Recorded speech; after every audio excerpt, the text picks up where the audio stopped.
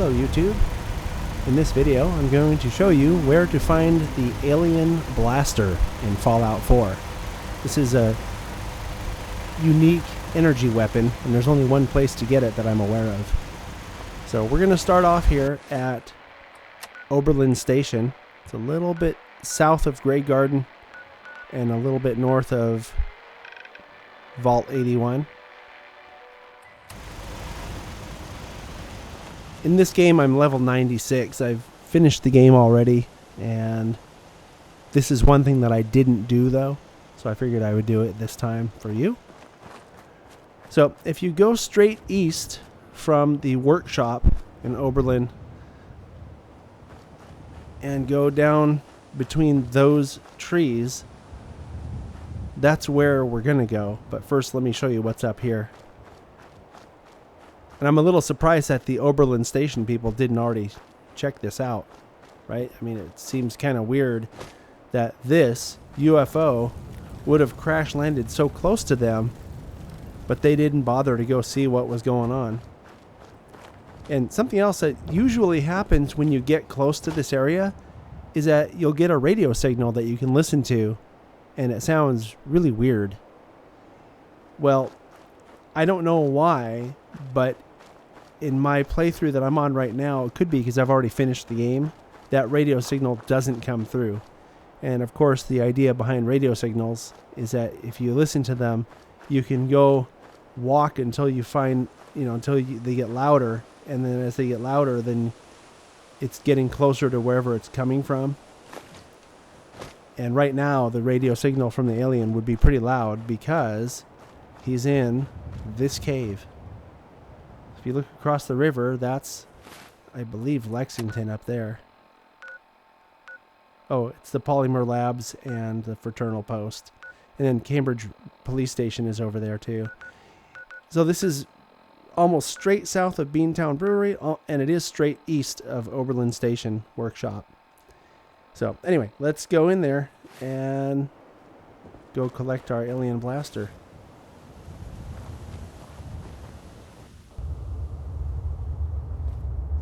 Kind of spooky, isn't it? And if you look over there, you can see his head. That's him, the alien. He's just hanging out, probably waiting for his friends to come rescue him. It's like E.T., except this alien's not friendly. As a matter of fact, he'll probably start shooting at me if he notices me. So, since I'm a stealthy fella, well, actually, let me just see what he does when I get closer. Yeah, he's gonna try to get me. So, not very effectively though. Exploded him like a watermelon.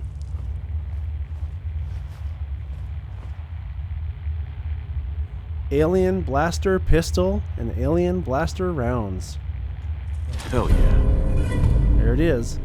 Now this isn't a legendary weapon, but it is a unique weapon. And you're probably wondering, if you don't already know the answer to this question, how do I get more alien blaster rounds? And I'm going to show you how to do that later. But first, let's finish. Yeah, that's weird. I wonder why there was no sound coming from this. Let's finish this, looting the place, and we'll get out of here because I don't think there's anything else worth getting in this place. Basically just an empty cave that our little friend there found shelter in after he crashed his flying saucer.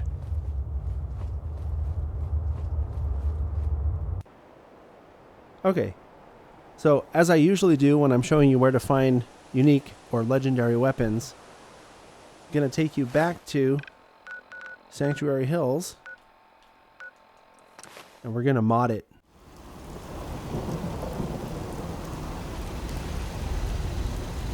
Alright, back to our trusty weapons workbench.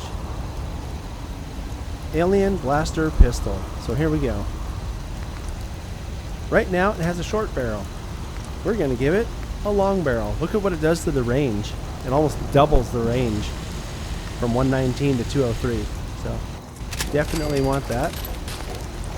We're going to go from a standard grip to the sharpshooter's grip. Just about anything. It increases accuracy a little bit, but any help we can get is good.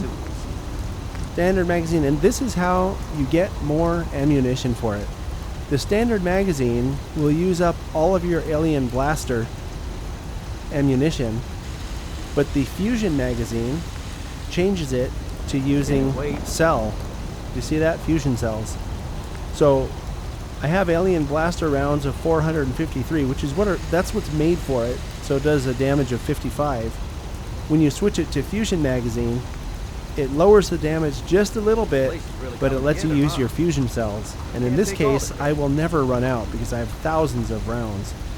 So I'm not going to do that yet because I would rather use up the good ammunition first. And then the standard sights we will replace with, well, you know, the night vision scope doesn't do much for you. It doesn't do anything for you. Hi, how are you? So we're going to set this to a regular short scope. There we go. The reason for that is because if I decide to use this during the day and I have the night scope on it, it makes it harder to see through. But people don't think so easy. So I'll go store it back in my weapons locker here. And one last look at it before we go. That's it. 55 damage. Good fire rate. It's a pretty good weapon. Doesn't weigh much either. That's another nice thing about it. So, but that's it. That's where you find it. That's what it does when it's modded. And thanks for watching. If you find my content useful or helpful, be sure to subscribe. There's more coming. There's always more coming. And I'm looking forward to when Far Cry Primal comes out, so we're going to do a whole series on that. And I will catch you next time, probably on my next Fallout 4 video. Make it a great day.